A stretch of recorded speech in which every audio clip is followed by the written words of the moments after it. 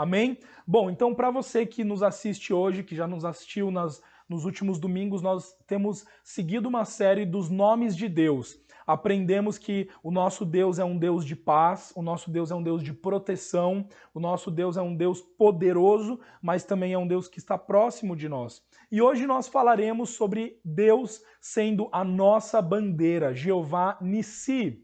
Olha que interessante, quando nós falamos sobre Deus sendo a nossa bandeira, nós trazemos um significado que vem carregado, né, de uma representatividade. Quando a gente fala sobre bandeira, o que significa bandeira? A bandeira, ela carrega uma insígnia. A bandeira, ela carrega um símbolo que representa um reino, representa uma nação, representa um lugar ou algo específico que traz autoridade e traz poder. Por exemplo, quando a gente vê aqueles filmes, né, meio medievais ou filmes de época e a gente assiste aquelas guerras, né, então em todas as guerras nós percebemos que o exército ele traz uma bandeira. E essa bandeira ela vem carregada de uma representatividade.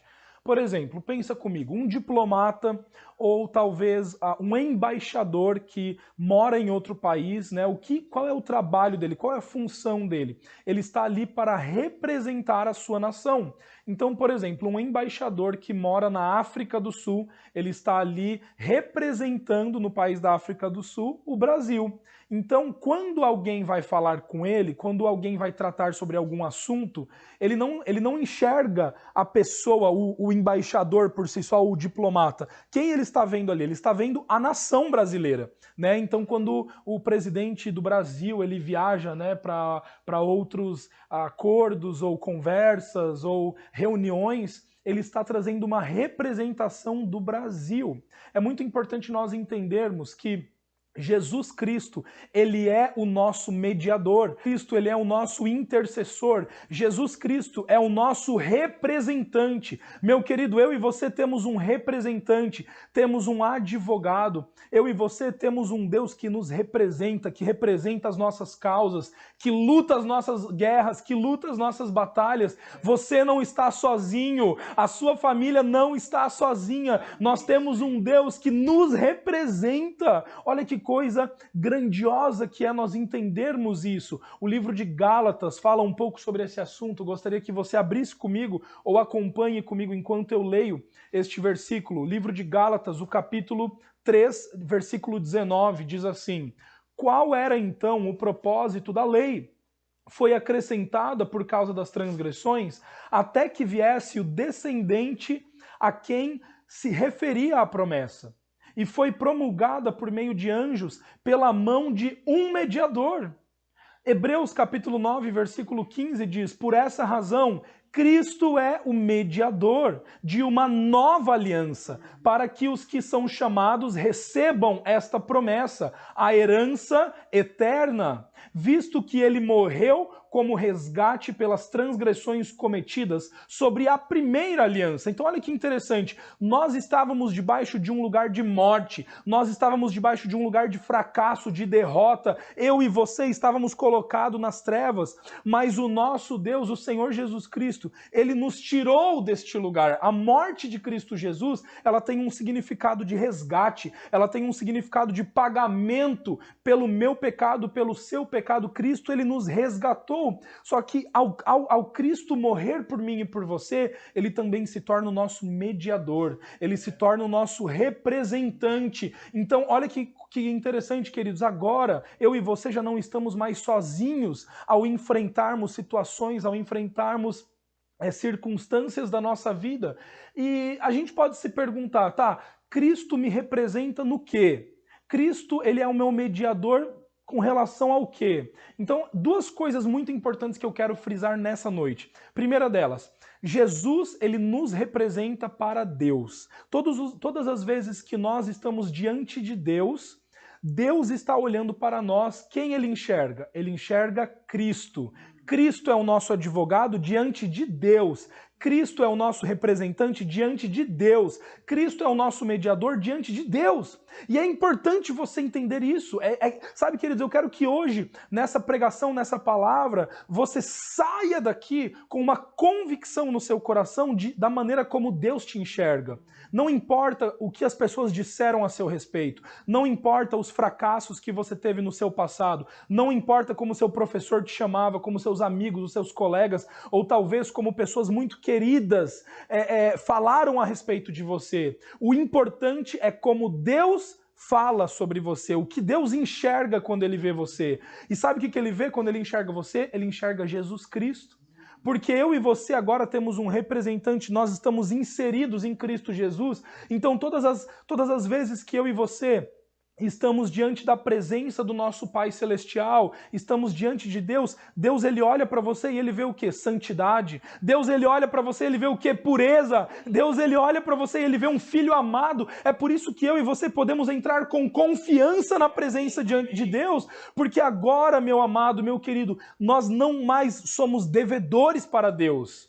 Sabe, a gente não tem mais que chegar diante de Deus e achar que a gente, nossa, que pecador que eu sou, que ruim que eu sou, eu falhei tanto, olha o meu comportamento, olha o meu caráter. Não, quando Deus olha para você, Ele enxerga Cristo Jesus, Ele enxerga o teu representante e dessa maneira, querido, nós podemos viver uma vida leve. Nós podemos viver uma vida gostosa, uma vida boa, porque o amor de Deus para conosco não está relacionado com a forma como nós nos comportamos.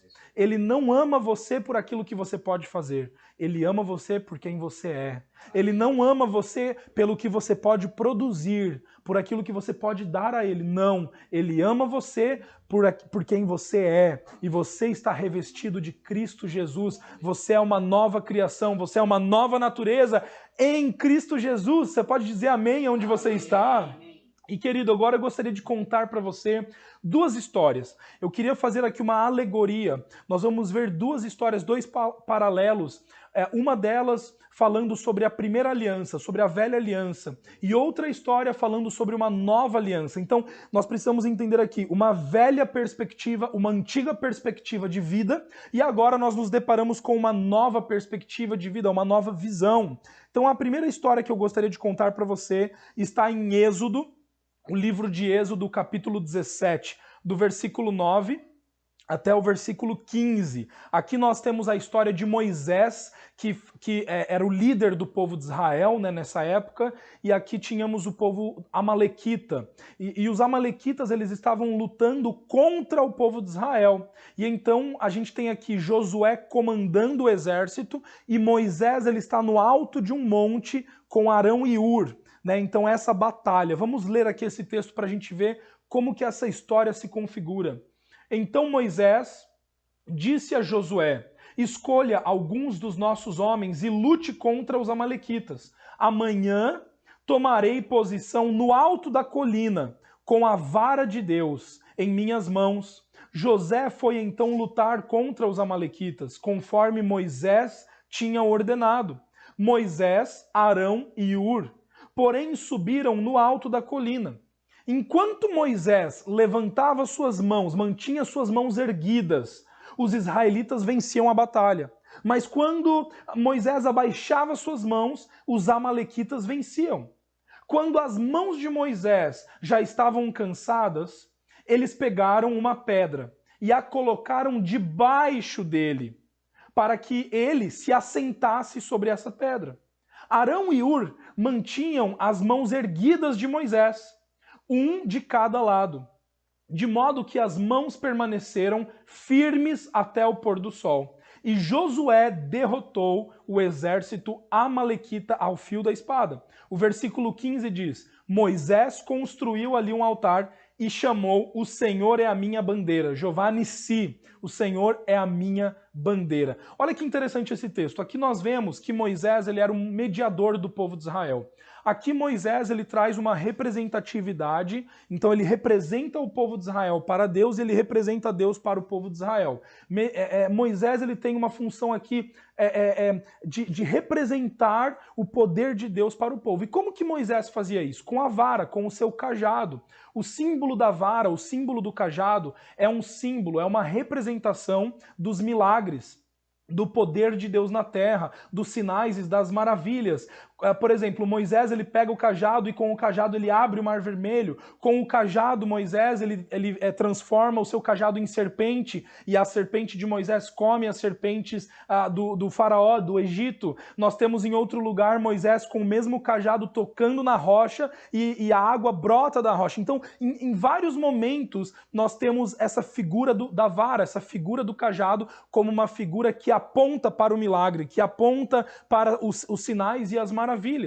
Agora, a pedra, nesse caso, ela representa o quê? Nós sabemos que a lei de Moisés ela foi dada em pedras. A lei foi escrita em pedras. E nós percebemos aqui que Moisés ele estava sentado aonde? Ele estava sentado na pedra. Ou seja, Moisés estava colocado sobre a pedra, com as suas mãos erguidas, as suas mãos levantadas, que é um simbolismo do quê? Do esforço próprio, do esforço humano, da justiça própria. Então, quando Moisés levantava suas mãos, o povo ganhava a guerra. Quando Moisés baixava suas mãos, o povo perdia a guerra. Então, olha que figura interessante. Quando nós estamos assentados sobre a lei, quando o nosso fundamento é a lei, para que nós possamos ter o poder de Deus manifesto, para que nós possamos ver milagres, ver curas, sinais, maravilhas, nós precisamos de esforço próprio, nós precisamos de comportamento, nós precisamos de obediência. Então, se eu fizer, eu tenho bênção de Deus. Se eu for tudo certinho na minha vida, então Deus vai me abençoar, então Deus vai me amar. Então, a maneira de eu ver o céu sendo manifesto na terra é por meio do meu esforço próprio. É isso que a lei gera. Era isso que a lei falava para o povo de Israel. Então, à medida com que eu me esforço, eu consigo ver o mover de Deus presente na minha vida, na minha família e nas lutas. Agora, então, neste momento, nessa história, Moisés, ele tem uma revelação de Deus, ele fala, puxa, Deus, ele está junto conosco aqui lutando as nossas guerras. Deus, ele está comigo aqui vencendo. Então, é maravilhoso. Moisés, ele vira para Arão e Hur, ele diz, olha, vamos construir um altar aqui e vamos dar o nome para esse altar de Jeová Nissi, o Senhor é a minha bandeira. O Senhor é o meu representante, ele é o meu estandarte. Então Moisés ele tem uma revelação de Deus maravilhosa, só que é uma revelação insuficiente. A revelação que Moisés tem sobre Deus sendo Jeová Nissi é uma revelação insuficiente. Por que era insuficiente? Porque a vitória do povo de Israel foi mediante ao que? As mãos erguidas de Moisés. Foi mediante ao esforço que Moisés teve naquele momento para deixar as suas mãos erguidas. Agora eu quero levar você para um outro cenário, para uma outra história, que nós vamos falar sobre aspectos muito similares a esse que nós vemos de Moisés, mas o que acontece quando a graça entra em cena? O que acontece quando o Senhor Jesus Cristo entra em cena? E eu queria que você abrisse comigo a sua Bíblia no livro de Marcos, o capítulo 15, versículo 33 ao 39. Marcos, capítulo 15, versículo 33 ao 39. Aqui nós vamos ver a crucificação de Jesus. Mas antes da gente ver, é importante nós destacarmos que na lei a vitória estava condicionada àquilo que você podia fazer. Na graça, a vitória está condicionada ao quanto você recebe que Cristo já fez por você, o quanto você crê que Cristo já fez por você. Então, a vitória na graça é você descansar que Cristo Jesus já consumou todas as coisas. Agora, olha que interessante, Marcos capítulo 15, versículo 33 a 39. Vou ler para você. E houve trevas sobre toda a terra, do meio-dia às 3 horas da tarde. Por volta das 3 horas da tarde, Jesus bradou em alta voz, Eloi, Eloi, lama sabachthani, que significa, meu Deus, por que me abandonaste? Quando alguns dos que estavam presentes ouviram, disseram, ouçam, ele está chamando Elias. Um deles correu embebedou uma esponja de vinagre e colocou na ponta de uma vara e deu-a para Jesus beber e disse: deixem-no, vejamos se Elias vem tirá-lo daí. Mas Jesus, com um alto brado, expirou, e o véu do santuário rasgou-se em duas partes, de cima para baixo. Quando o centurião romano, que estava em frente de Jesus, ouviu o seu brado e viu como ele morreu, disse: realmente este homem era o Filho de Deus. Olha que interessante aqui, meu querido. Aqui nessa figura nós temos uma alegoria, uma representatividade no Novo Testamento, na Nova Aliança, em Cristo Jesus, mas vemos aqui uma figura muito similar ao que nós vimos em Moisés. Primeiro lugar, aqui nós vemos Jesus estava posicionado em um lugar, Moisés estava assentado sobre uma pedra. Aqui nós vemos que Jesus ele está no madeiro. O madeiro fala sobre um lugar de maldição, um lugar de morte, um lugar, né, de propiciatório. Então aqui nós vemos que Jesus estava posicionado num lugar de sacrifício, num lugar de morte. E junto com essa figura nós vemos Jesus também com as suas mãos erguidas. Só que as mãos de Jesus estavam pregadas, né? Então em Moisés nós vemos mãos erguidas, em Jesus nós vemos mãos pregadas. E o que significa as mãos pregadas de Jesus? Jesus não estava fazendo esforço para manter as suas mãos ali. Jesus estava apenas pregado como um sinal de rendição, como um sinal de entrega, como um sinal de total rendição diante de Deus. Nós sabemos que a morte de Jesus aqui, ela tem uma representatividade de vitória. Na verdade, Jesus não estava indo ali para ser julgado. Jesus não estava indo na cruz do Calvário para, vamos só cumprir mais uma parte da Bíblia. Não. Jesus estava travando uma das maiores batalhas da história do universo. Jesus estava guerreando contra todos os poderes do mal, por mim e por você. Jesus estava ali naquele momento, tomando todo o peso do pecado sobre ele, porque ele estava lutando uma batalha que nos libertaria para sempre. Ele estava ali conquistando a vitória para a humanidade. E por último nós temos a vara, nós temos, né, ali em Moisés nós temos o sinal do cajado, aquele cajado que apontava para sinais e maravilhas. E aqui nós temos um soldado romano com uma vara apontando para o milagre, apontando para a cura, apontando para a vitória, que é Cristo Jesus. Querido, nós precisamos entender que essa figura de Cristo Jesus, ela não apenas traz uma simbologia simples, mas é algo muito profundo que nessa noite nós precisamos entender. Quando Jesus ele dá o brado, quando Jesus ele grita em João capítulo 19, versículo 30, nós não vamos ler, mas nesse versículo diz que quando Jesus ele dá o brado dizendo: está consumado. E esse está consumado significa o quê? Está terminado, está finalizado. Eu cumpri o meu chamado, eu cumpri a minha missão, que foi o quê? Foi morrer pelo pecado de toda a humanidade, foi me entregar como sacrifício perfeito para ser mediador entre Deus e o homem. E nesse momento, quando Jesus ele dá esse brado de vitória, quando Jesus ele declara: está consumado, a Bíblia nos diz que ele expirou. E o expirar significa o quê? O expirar significa um sopro. Expirar, o significado de expirar é você deixar o ar sair do seu pulmão. Nesse momento, Jesus ele expira. A expiração, ela tem a ver com uma revelação, com uma demonstração. Neste momento, Jesus ele está demonstrando o poder de Deus. É como se Jesus ele estivesse soprando para a humanidade o Espírito de Deus. É como se Jesus estivesse dizendo assim: olha, está consumado, agora recebam o meu Espírito, recebam a minha vitória, recebam a minha vida, recebam a cura, recebam a vida de Deus em vocês. Nesse momento, Jesus não é um sinal de fraqueza, meu querido. Você precisa entender que a cruz, ela é a imagem mais bela que nós temos na Bíblia de revelação do nosso Deus. aonde abundou o pecado, superabundou a graça. Onde que abundou o pecado? Muitas pessoas acham que é nas pessoas, né? Ah, não, o pecado abundou em mim. Não. Onde? Onde fala sobre um lugar. Onde abundou o pecado? O lugar é a cruz do Calvário. Querido, na cruz do Calvário abundou o pecado. E neste mesmo lugar superabundou a graça de Deus. O lugar que era para ser maldição, o lugar que era para ser de morte, Jesus, ele tomou todo o pecado da humanidade. Jesus, ele carregou o peso, sabe, do fracasso, da derrota que estava sobre a sua vida, que estava sobre a minha vida. E ele tomou esse peso sobre ele. E neste mesmo lugar de peso, nesse mesmo lugar de morte, ele vem e ele sopra. Ele vem e ele conquista, ele traz a vitória. Aonde abundou o pecado, superabundou a graça de Deus.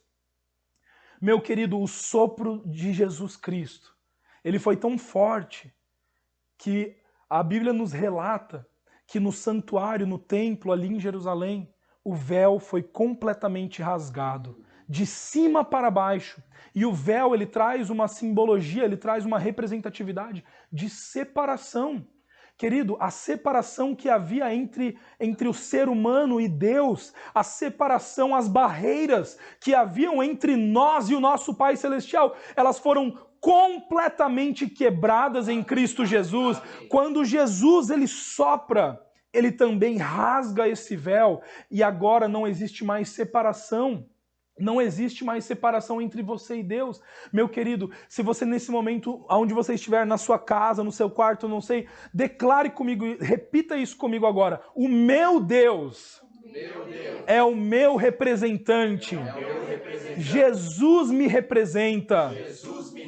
Sabe, quando você estiver passando por dificuldades, quando você estiver enfrentando, nem só dificuldades, mas questões que às vezes são acima de você, coisas que você precisa resolver, questões, enfim, na família, situações de uma enfermidade, você vai declarar isso, você vai dizer, Deus me representa, Jesus me representa, maior é o que está em mim do que o que está no mundo. O poder de Deus está em mim, o poder de Deus habita em mim. E agora com este mesmo poder eu vou decidir, eu vou tomar posição, eu vou trabalhar, eu vou cuidar da minha esposa, eu vou cuidar dos meus filhos, queridos, desde os detalhes mínimos da sua vida, até os desafios maiores que você vai enfrentar. Declare isso para a sua vida. O meu Deus é a minha bandeira, o meu Jesus me representa, o meu Jesus é o meu advogado, ele é o meu mediador, ele é a minha bandeira, Jeová Nissi. Amém, querido? Amém.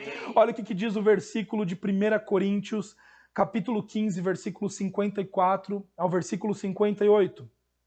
Quando, porém, o que é corruptível se revestir de incorruptibilidade, e o que é mortal de imortalidade, então se cumprirá a palavra que está escrita: a morte foi destruída pela vitória.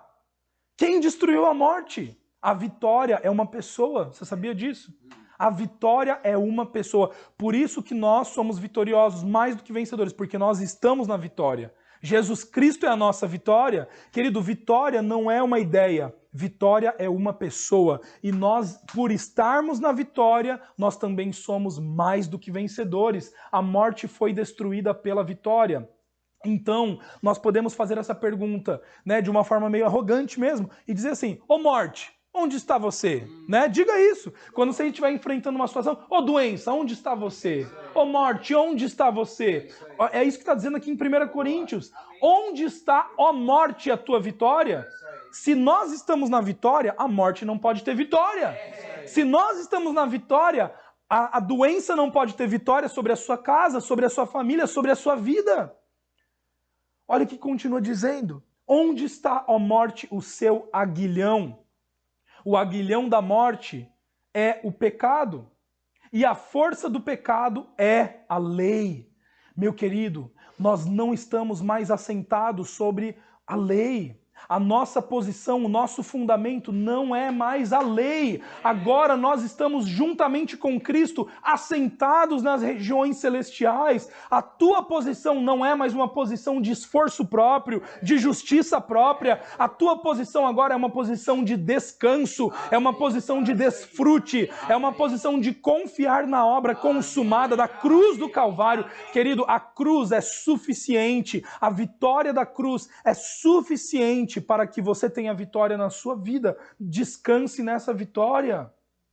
O aguilhão da morte é o pecado e a força do pecado é a lei, mas graças a Deus que nos dá a vitória por meio do nosso Senhor Jesus Cristo. Portanto, meus amados irmãos, mantenham-se firmes. Vira para a pessoa do seu lado, balança ela e diga assim: mantenha-se firme, não perca essa coragem, não perca essa ousadia. Você não é desanimado, você não é triste, você não é cabisbaixo, você é corajoso, você é forte, você é gracioso, você não é irritado, você não é uma pessoa, rabugenta, que reage às situações. Não, você é amável, você é um filho de Deus, você é uma filha de Deus, você está representado por Cristo Jesus e é por isso que você é vitorioso.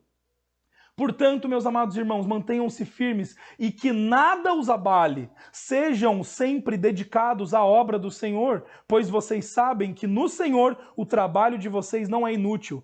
Tá, muita gente diz assim: mas então agora que você está dizendo que nós pertencemos à graça de Deus, agora que nós estamos assentados nas regiões celestiais, então acabou o trabalho. Não, a diferença, meu querido, é que tudo aquilo que nós fazemos não é para conquistar algo. Tudo aquilo que nós fazemos não é para buscar vitória. Mas tudo aquilo que nós fazemos é a partir da vitória que Cristo já conquistou para nós. E eu não sei se você já pensou nessa perspectiva, mas é muito diferente. É muito diferente você trabalhar sem saber se você vai ganhar. Por exemplo, se você trabalha com vendas e você não tem salário, o seu salário é só a sua comissão, é só o que você vende, como que vai ser esse trabalho? Vai ser um trabalho incerto. Você vai passar o mês inteiro trabalhando, fazendo esforço, só que no final do mês você vai dizer: não, é porque eu trabalhei, agora eu vou ganhar. Agora vamos imaginar aqui o filho do dono da empresa. O filho do dono da empresa nem tem salário. O cara trabalha porque ele está multiplicando a herança, a sua própria herança que ele vai receber do seu pai. Então ele está ali trabalhando naquela empresa, mas ele não trabalha para ganhar o seu salário. Ele trabalha para multiplicar aquilo que já é dele. Sabe o que eu e você precisamos entender? Que quando nós já temos a vitória já foi decretada, a palavra de Deus nos diz que nós já somos vitoriosos, então você não precisa mais lutar para ganhar vitória. Você agora vive baseado na vitória que você já tem em Cristo Jesus. Então se torna fácil. Sabe aquelas pessoas que viram e falam: ô meu irmão, como você tá? Nossa, tá difícil. Eu tô na luta, meu Deus, que coisa, nossa, mas tá difícil, né? Mas isso e aquilo. Então é uma visão pessimista de vida. Essa pessoa está vivendo para conquistar vitória. Mas o cristão não é assim. A pessoa que crê em Cristo Jesus, ela é feliz, porque ela sabe que ela já é vitoriosa em Cristo Jesus. Amém, querido? Amém. Então, talvez tenha uma pergunta lá no fundinho da sua cabeça: tá, Gabriel, mas e se eu der brecha? E se eu fizer alguma coisa para perder essa vitória? Será que eu posso perder essa vitória? Eu entendi que Jesus é o meu representante, mas e se através do meu comportamento, e se através de alguma coisa que eu faça, eu possa colocar tudo a perder e perder aquilo que Jesus conquistou para mim? Isso pode acontecer? Vamos lá. A brecha, querido, numa mentalidade antiga, né, numa mentalidade que vem, né, de uma estrutura de lei, ela é totalmente baseada na obediência. Então, por exemplo, como que na lei o povo de Israel recebia bênçãos da parte de Deus, a vitória da parte de Deus, se eles cumprissem todos os mandamentos. Então, haviam mandamentos, haviam regras, haviam tradições, e essas tradições, regras e lista precisava ser cumprida ao fio, né, ali à risca. Se a pessoa cumprisse aquilo ali, ela era abençoada. Porém, se ela descumprisse apenas uma delas, ela era amaldiçoada. Agora, nós não vivemos mais debaixo dessa estrutura de pensamento, essa estrutura, essa mentalidade antiga. Nós vivemos debaixo da graça. O Senhor Jesus Cristo, ele nos livrou deste peso que a lei coloca sobre nós, deste peso de maldição. Agora, debaixo da graça, nós entendemos que a única brecha que nós podemos dar não é mediante o comportamento. Ah, mas eu errei, isso não é brecha. Ah, mas eu fiz errado, isso não é brecha. Ah, ó, cuidado, se você mentir, você está dando brecha. Isso não é brecha. Brecha é você deixar de confiar na vitória da cruz. Brecha é você deixar de confiar que o Senhor Jesus Cristo é suficiente. Brecha é você dizer, não, eu preciso fazer alguma coisa porque só Jesus não é suficiente. Isso é você dar brecha. Isso é você dar lugar ao diabo. Dar lugar ao diabo é você pensar que pelo seu esforço próprio, pela sua justiça própria, você ainda vai conseguir conquistar alguma coisa. Mas a palavra nos diz que a nossa justiça própria ela é como trapos de imundícia. Então, Hebreus, para finalizar, Hebreus capítulo 9, o versículo 24, ele traz aqui algo muito especial e eu quero acabar nessa noite com esse texto. Diz assim, pois Cristo não entrou em santuário feito por homens, uma simples representação do verdadeiro.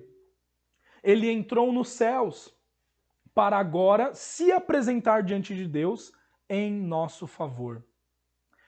Meu querido amado, irmão, Jesus Cristo é o nosso representante. Jesus Cristo é a nossa bandeira. Jesus Cristo, ele conquistou essa vitória para que agora eu e você pudéssemos ser representados por ele. Sabe, então quando você entra num lugar, sabe quem está entrando nesse lugar? É Cristo junto com você. Sabe quando você chega numa roda de amigos, quando você chega numa loja, talvez, ou num café e você diz, nossa, que atmosfera pesada. Parece que tem uma atmosfera aqui de tristeza, parece que tem uma atmosfera aqui de pessimismo. E você se deixa levar por essa atmosfera e você acaba meio que se enquadrando nessa atmosfera. Agora, eu quero dizer para você que a sua vida não deve ser dessa maneira. Se você recebe a verdade que Cristo Jesus é o teu representante, você precisa entender que aonde você for, ele vai junto com você. Se você entra em um lugar que tem uma atmosfera de tristeza, essa atmosfera vai mudar.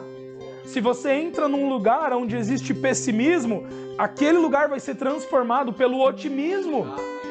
Não por causa que você vai ungir, vai passar óleo, vai fazer isso, vai fazer aquilo. Não, simplesmente porque você está entrando e aonde você vai, a presença de Deus vai com você. Meu querido, quando você entra num quarto e existem pessoas enfermas lá, essas pessoas serão curadas por causa da presença de Deus que está com você. Porque Cristo Jesus é a tua bandeira, Ele é o teu representante. Sabe, meu querido, não tenha medo. Não tenha medo. Não se coloque num lugar de pequenez. Você não é pequeno. Você não é um fracasso. Você não é derrotado. Cristo Jesus conquistou tudo na cruz do Calvário para que nós pudéssemos desfrutar dessa vitória. Sabe quando você chega diante do Pai Celestial, Ele te vê como filho amado. Mas o contrário também é verdade.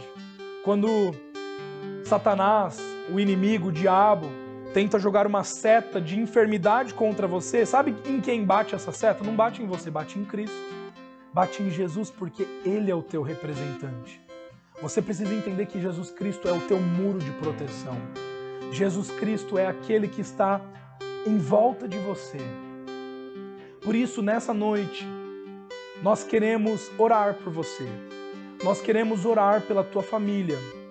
Sabe, querido, eu creio que nós podemos ser muito intencionais na nossa oração. Nós precisamos entender o poder que a oração carrega. A oração não são palavras jogadas no ar. A oração não é uma vã repetição, mas a oração é uma declaração de fé, de poder. E a Bíblia nos atesta que a oração do justo ela tem um efeito muito poderoso. E é por isso que neste momento nós vamos orar pelos nossos negócios, pelas nossas finanças, pela nossa família, pela nossa saúde. nós vamos declarar que Jesus nos representa. Aonde você está aí na sua casa agora, eu quero pedir para que você feche os seus olhos, para que você coloque a mão no seu coração e junto comigo agora declare assim: Jesus me representa, Jesus é a minha bandeira, Jesus vai à minha frente. Se Deus é por nós, quem será contra nós? Maior é o que está em mim do que o que está no mundo. Por isso agora eu declaro saúde ao meu corpo. Neste momento, abra suas mãos onde você está, declare isso: Deus, neste momento, eu recebo da saúde, da cura que Tu tens para mim. Neste momento eu recebo a provisão para as minhas finanças.